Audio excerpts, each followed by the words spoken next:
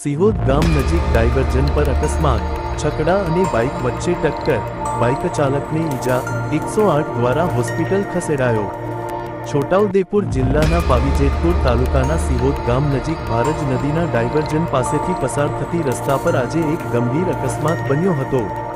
પ્રાપ્ત માહિતી અનુસાર એક છકડા ચાલકે બેદરકારીભર્યું વાહન ચલાવતા બાઇક સાથે ટક્કર મારતા ઘટના સ્થળે ચકચાર મચી ગઈ હતી। ટક્કરના પરિણામે બાઇક અને ફોર વ્હીલરને નુકસાન પહોંચ્યું છે।